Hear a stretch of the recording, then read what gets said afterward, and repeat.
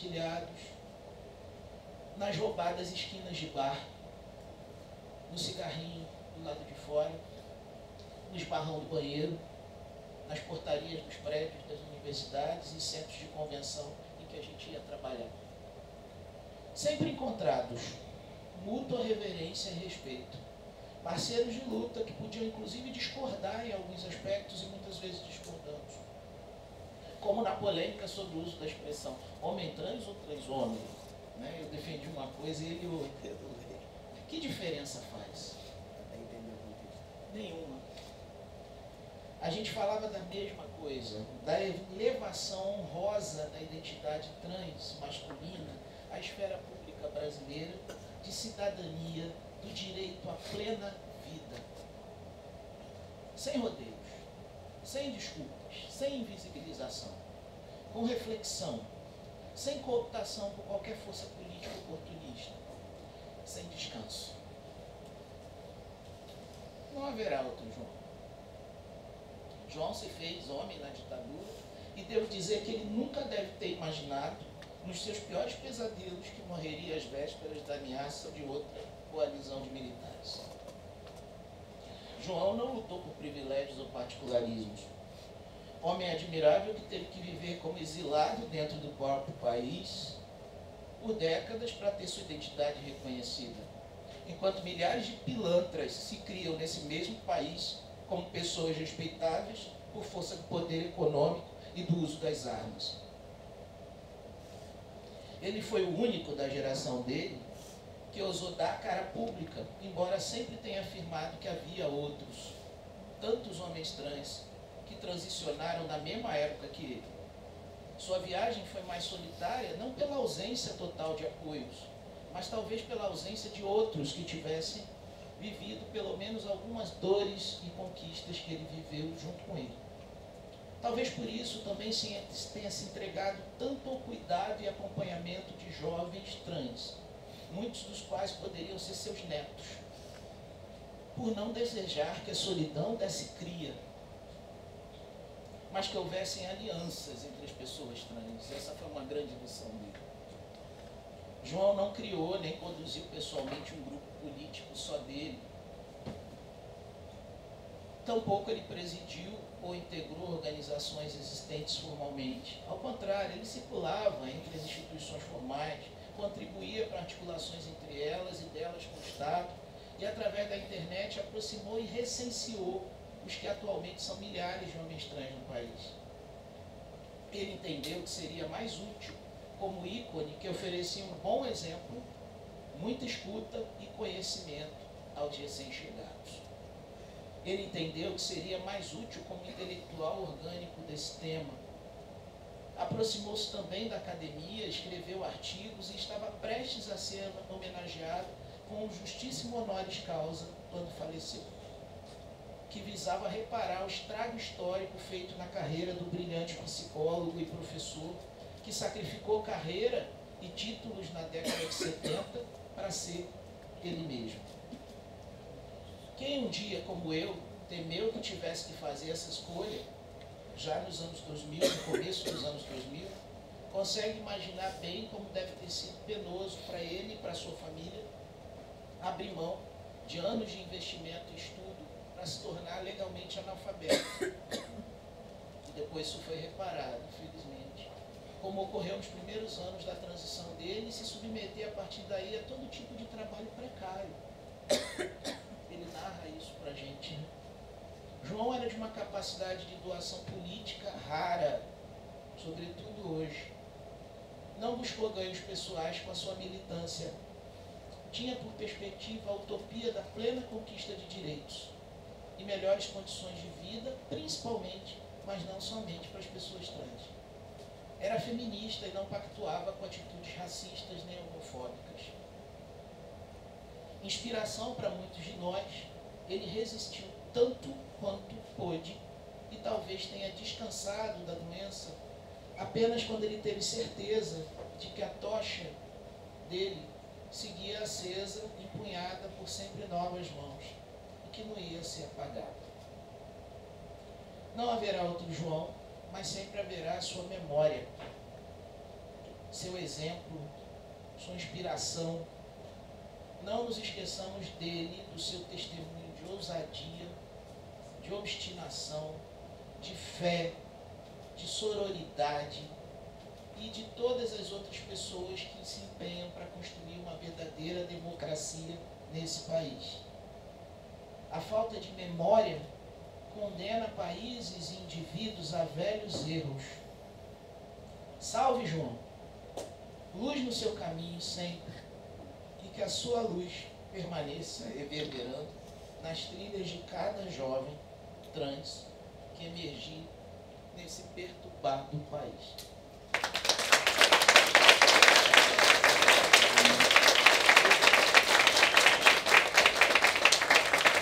Agradeço e parabenizo quem teve a ideia de fazer isso, né? De reviver isso tudo. Trazer a gente aqui. Salve, João. Salve. Salve. Vou dar uma quebradinha aqui na mesa e chamar o Leonardo Peçanha para falar pra gente. Ele é vibrante, brasileiro de transmasculinidades, um militante também aí dessa quarta ou terceira? Ele é terceira. Terceira geração. Seja bem-vindo. Boa noite a todas as pessoas.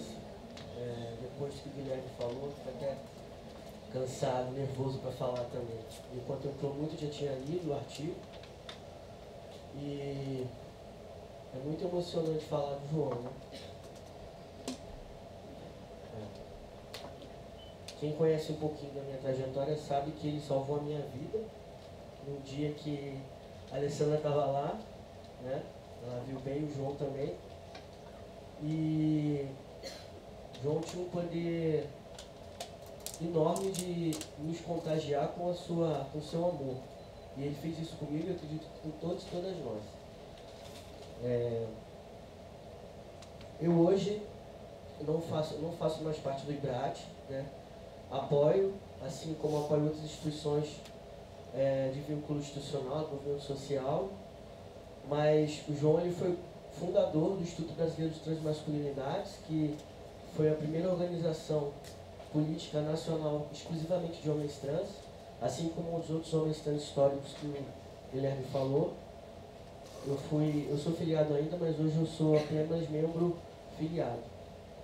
E depois do IBRAT, pelo Brasil afora, isso também por conta do João, por apoio dele, foram feitas diversos outros tipos de coletivos, instituições e grupos de homens trans que se organizaram com esse intuito de lutar pelos direitos sociais e civis de homens trans no Brasil.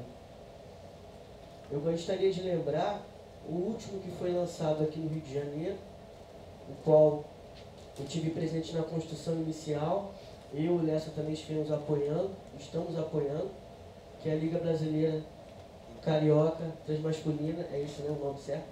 Liga Brasileira Carioca Transmasculina João W. Nery, que é um coletivo aqui do Rio de Janeiro de homens trans, que é um legado do João também, foi organizado após a morte dele, e tem meninos da minha geração e dessa geração nova, da última, da quarta, eu sou da terceira, que a Sheila é a madrinha. A Sheila e o filho do João são madrinhas e padrinhos da Liga.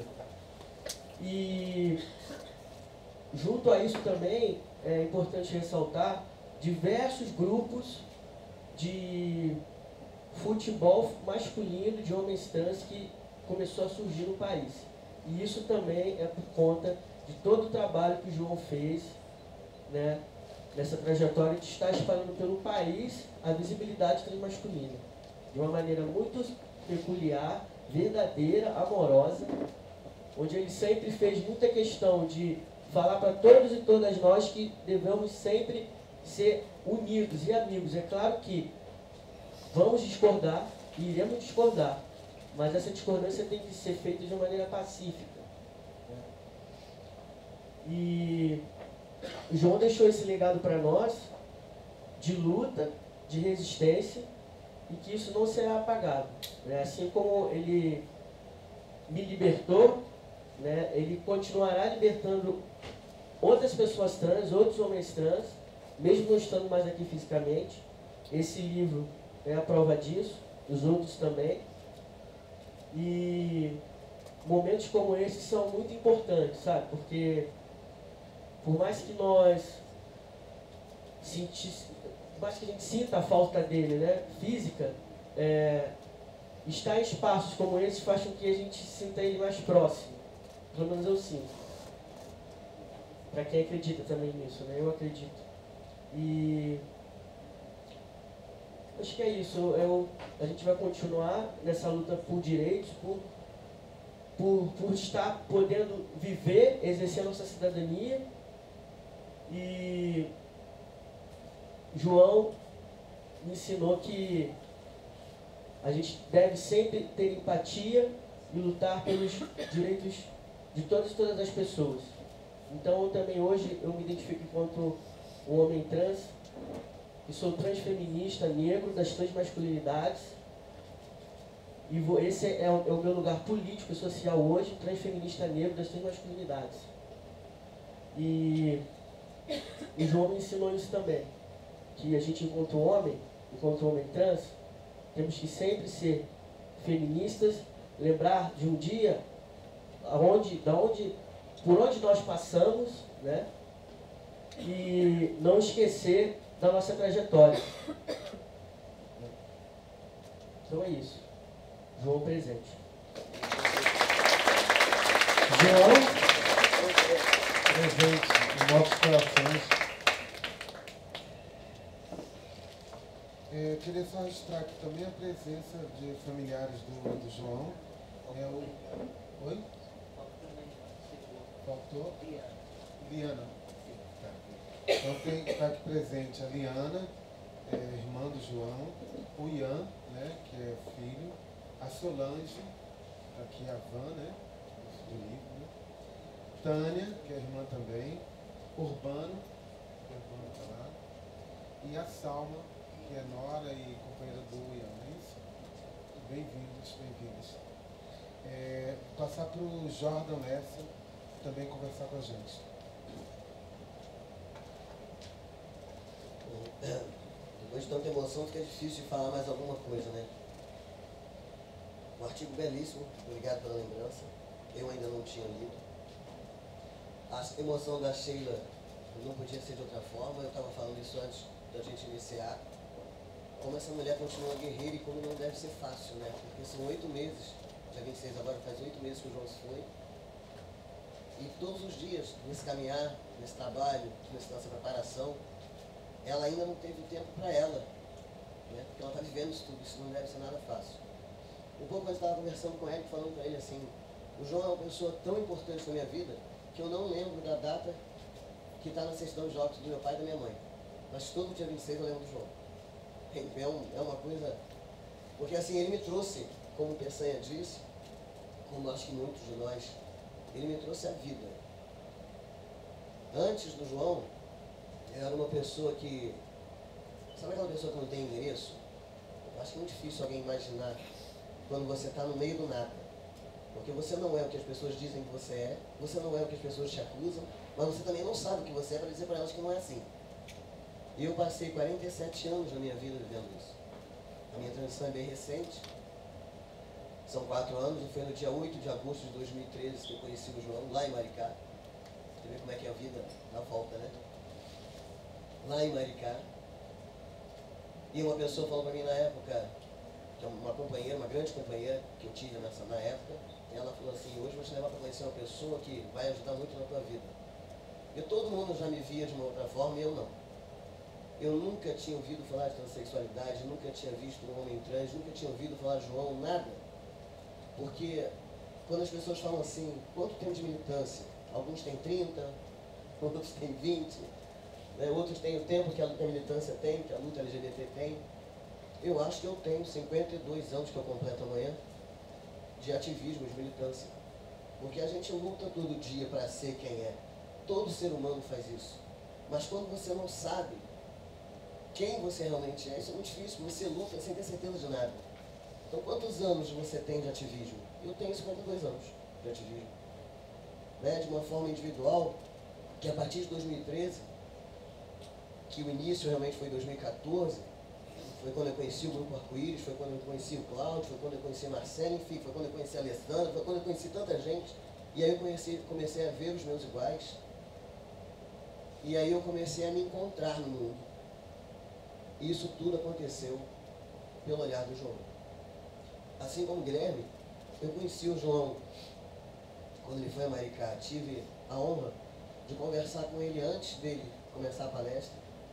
Quando terminou, nós fomos jantar juntos, um grupo de lá também, então eu conheci o João palestrante, conheci o João fora daquele ambiente da palestra, e depois tive o privilégio de morar próximo dele, de frequentar a casa dele, eu, Peçanha, Benjamin, de beber na fonte, que a gente sempre dizia isso, de trocar ideia, de tirar todas as dúvidas e fazer as perguntas mais absurdas. Comer pipoca. E de fazer todas as perguntas assim, mais absurdas que vocês imaginarem que um rapaz pode fazer para o seu pai. Todos nós nessa faixa etária, Benjamin com 40, ele com 30 e pouco, 38, eu com 50, e a gente perguntar para aquele homem, ensina pra gente como é que é ser esse homem que nós estamos nos transformando.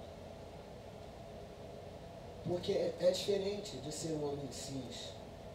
A gente procura trilhar um caminho, que é isso que o João deixou pra gente, de mais forte, de mais importante. E a nossa responsabilidade, eu sempre gosto de frisar isso, não é nossa obrigação, mas é uma responsabilidade, principalmente quem esteve mais próximo dele, de passar isso para a geração mais nova. A importância da gente entender que masculinidade é essa que nós representamos. E o João nos ensinou isso. Sabe, essa de não apagar. Eu sempre falo, e também é muito polêmico quando eu digo, para mim não existe a pessoa falecida, não existe o antes. Eu não posso jogar essa história fora, eu não posso jogar a minha vivência fora, eu não posso jogar fora a violência que o machismo me fez passar. Isso tudo construiu o Jordan que existe hoje. Eu sou pai, eu sou avô, eu tenho uma história que foi muito conversada, foi muito dialogada com o João, até para que eu entendesse dentro da minha própria história. Então eu acho que, entre todos os legados que ele nos deixa, um dos maiores, se não o maior, é a gente entender qual é a masculinidade que nós representamos. Até que ponto a gente está preparado para se entender, para se reconhecer, para passar isso para os outros. Para mostrar para eles que a gente não precisa representar nada, modelar ninguém, fazer nada para ser igual a ninguém. Somos individuais, temos as nossas especificidades, cada um tem uma forma de pensar, mas a gente precisa olhar para o mesmo lugar. É isso que vai fazer a diferença. O João, a gente falava sempre, eu disse isso para ele várias vezes, que a gente não faz uma mudança só numa sociedade, a gente está fazendo uma mudança na humanidade. Nós somos uma condição completamente diferente. Nós temos que unir a sutileza e a leveza junto com aquilo que a sociedade espera de nós, mas sem perder o equilíbrio, sem perder o controle. Isso é um exercício diário, né? Porque a gente estruturalmente, nós somos educados, nós fomos criados de uma outra forma. Aos mais novos, eu falo sempre isso muito para os mais novos. Não é assim, você não precisa ter esse comportamento. Ah, mas aí a gente vai ser lido de uma outra forma. Ok, mas você vai acontecer, acontece comigo, acontece com a maioria de nós, mas a gente vai conseguir construir, a gente vai conseguir trazer e mostrar para as pessoas que essa masculinidade, ela tem que ser saudável, ela tem que ser sadia, ela tem que ser respeitosa. Ela tem que ter um olhar de realmente de igualdade, de equidade. Não é porque você tem barba e fala grosso que você é homem e você vai reproduzir essa coisa tóxica que a gente está vendo por aí. Porque a gente já está vendo que esse modelo não dá certo. Então é importante que a gente faça diferente. Esse para mim, e eu digo isso com toda humildade mesmo, porque eu aprendo um pouquinho todo dia e aprendi muito com o João. Eu às vezes falo para as pessoas, eu era muito mais machista antes do que hoje. E eu não me envergonho de dizer não, porque realmente eu tive que desconstruir muita coisa e entender que aquilo que eu fazia e falava era horrível. E aí as pessoas falam, mas como é que hoje você diz que não? Pois é, porque a gente aprende. Todo dia a gente aprende. E o João teve aqui esse tempo todo.